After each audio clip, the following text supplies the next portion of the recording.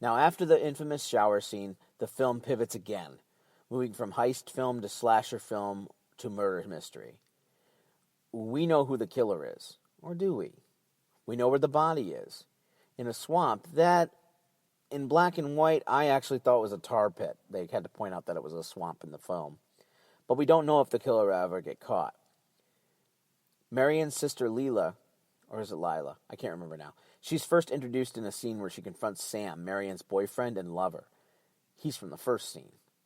Obviously, when a person goes missing, the immediate suspect would be the boyfriend or husband, right? Lila brings with her a private detective, Milton Arbogast, played by Martin Balsam, who I immediately recognized from the episode The 16mm Shrine of the Twilight Zone. He was a pretty prolific television and film actor of that era and all the way through the 80s. Arbogast is a great movie detective who meets his end at the hands of Mother as quickly as he's introduced. The final 30 minutes of the film are breakneck.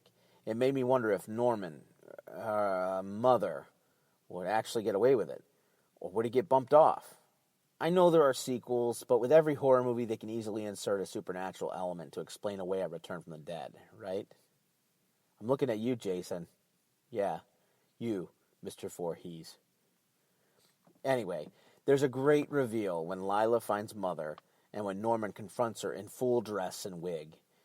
It was comical to my cynical mind, I have to confess, but it must have been terrifying to audiences in 1960. Thankfully, the ending is far more realistic than the supernatural endings that we see in films today.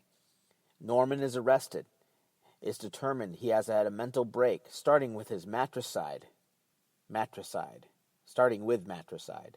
I wrote that weird, but anyway, matricide is when he killed his mother and her lover by poisoning them, much like how the landlady dispatched of her victims, except in this case, he used strychnine, not cyanide. And then he kept his mother with him, or at least in the physical sense, by preserving her in the upstairs bedroom and then the fruit cellar when people started to suspect that there was someone else there. I do wonder, and I'm sure I can find out if I do some digging, if the times that we hear Norman interacting with Mother, if the voice of Mother is done by Perkins. No, I tell you, no. I won't have you bringing strange young girls in for supper. By candlelight, I suppose, in the cheap, erotic fashion of young men with cheap, erotic minds. Mother, please. And then what? After supper, music, whispers? Mother, she's just a stranger. She's hungry and it's raining out. Mother, she's just a stranger. As if men don't desire strangers. As if... Oh, I refuse to speak of disgusting things because they disgust me. You understand, boy? Go on, go tell her she'll not be appeasing her ugly appetite with my food, or my son. Or do I have to tell her because you don't have the guts? Huh, boy? You have the guts, boy? Shut up! Shut up! So on to the big question.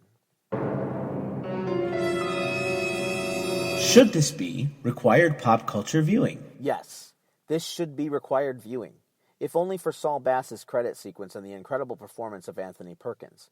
Hitchcock's style is the root to many films that came after him, so if you're a fan of film theory, Psycho, as I said before, is a master class. I give it a 4.5 on my scale.